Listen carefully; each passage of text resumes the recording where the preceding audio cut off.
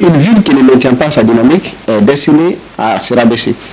Et une ville qui maintient une dynamique économique forte est amenée également à progresser en statut. Donc ce sont les critères objectifs. Oui. Je suis Mamoudou Nanyaren Diakité, je suis juriste. D'abord, il faut dire que l'administration est une continuité. Donc de ces faits, les sous-préfectures devenues préfectures et les préfectures régions, les autorités actuellement en place continuent de jouer le rôle, ne serait-ce que de manière transitoire, jusqu'à ce qu'il y ait la mise en place d'une nouvelle administration préfectorale mais aussi régionale. Donc, ce qui veut dire que les autorités actuellement, c'est un peu comme les délégations spéciales ou les conseillers de transition à la place des députés. Donc, ces autorités continuent d'évacuer le dossier. Ils deviennent de fait des autorités préfectorales jusqu'à ce qu'il y ait la mise en place de la nouvelle administration. Les démarches administratives actuellement en vigueur vont continuer à se dérouler normalement jusqu'à ce qu'il y ait les nouvelles dispositions. Parce que personne ne refusera d'aller prendre son passeport ou sa carte d'identité dans une zone parce que simplement le nom de l'autorité a changé. Donc tant que les nouvelles administrations ne sont pas rentrées en vigueur, il y a une phase transitoire qui est en cours et les citoyens n'ont pas à rentrer dans une posture selon laquelle nous ne relevons pas de tel ou nous relevons de tel. Ça, c'est des discussions un peu, si vous voulez, de cousinage qu'on se fait souvent pour se taquiner, mais en réalité, l'administration reste la même chose et à ce niveau-là, on ne se pose pas ce genre de questions. Bon, symboliquement, c'est peut-être une victoire, mais c'est aussi un défi. Parce qu'il faut savoir que l'organisation territoriale obéit à des critères. L'administration ne regarde pas le visage des citoyens pour dire, bon, vous devenez préfecture, vous êtes sous-préfecture.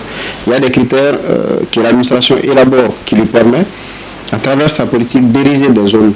Il y a la démographie, bien évidemment. Si une sous-préfecture est beaucoup plus peuplée que sa préfecture, on peut évidemment se poser la question par rapport au rôle que les uns et les autres jouent. Il y a aussi la géographie. Il y a aussi la dynamique économique et sociale. Une zone à forte potentialité économique peut être favorisée pour devenir une préfecture ou une région au détriment d'une zone qui ne l'est pas. Il y a aussi la position géographique. Si une zone est stratégiquement bien positionnée, ça peut créer les conditions de son érection en sous-préfecture, en préfecture ou en région. Parce que l'administration tient compte de tous ces paramètres pour ériger. Si vous regardez aujourd'hui la plupart des districts ou des sous-préfectures ou même des préfectures, chacun voudra changer de statut pour monter. Ça, c'est au niveau des citoyens. C'est une sorte de sentiment de volonté de se sentir administrativement supérieur ou autonome, mais l'administration ne regarde pas ces arts de sentiments personnels pour prendre sa décision. Il y a des critères qui permettent d'édifier une région, une préfecture en région ou d'une sous-préfecture en préfecture. Parce qu'il faut comprendre que quand vous créez une région, il faut bien qu'il trouve également des préfectures et que chaque préfecture doit avoir également des sous-préfectures. Donc ce sont des changements qui ont des répercussions assez importantes.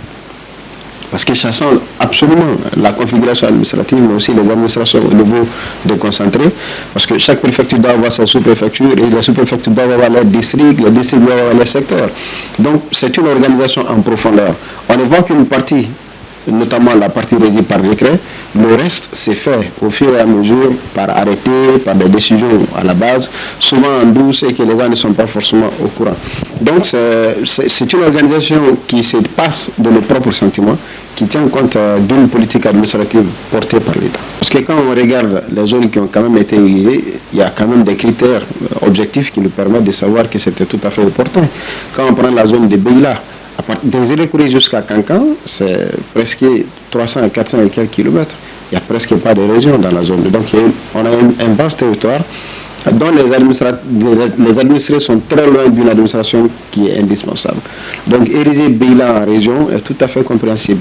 Et quand vous regardez également la position de Sigiri par rapport à la frontière, on peut aussi comprendre que de là jusqu'à la zone de Mandiana, qu'on aura bien besoin d'une région aussi qui puisse être beaucoup plus proche des citoyens.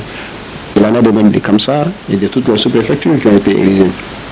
Bien évidemment, il y a encore d'autres zones qui mériteraient d'être érigées, mais l'État fait les choses en fonction de sa politique, de sa vision. Bon, je n'avais pas envie de rentrer dans la citation des localités pour ne pas que certains se sentent marginalisés. Sinon, j'aimerais bien citer ma localité qui est Gweki, qui est une sous-préfecture à forte densité en termes de population, mais aussi l'un des greniers de la République de Guinée, qu'on aurait bien aimé voir aussi érigé en préfecture. Mais, comme je le disais, l'administration ne tient pas forcément compte de ce que nous voulons. Il y a des critères objectifs qui sont analysés. Il y a aussi des moyens. Donc on ne peut pas ériger à l'emporte-pièce n'importe quelle localité en préfecture ou en sous-préfecture et ensuite ne pas donner les moyens pour créer les administrations nécessaires. Donc les moyens de l'État sont limités. Donc on comprend que l'État est dans une mesure de faire preuve de prudence. Peut-être qu'à l'avenir, il va y avoir d'autres changements. Donc ce sont des choses qui ne sont pas immuables parce que l'histoire nous enseigne qu'il y a des localités qui ont baissé en statut, d'autres qui sont montées en statut. Donc rien n'est figé. Une ville qui ne maintient pas sa dynamique est destinée à se rabaisser. Et une ville qui maintient une dynamique économique forte est amenée également à progresser en statut. Donc ce sont des critères objectifs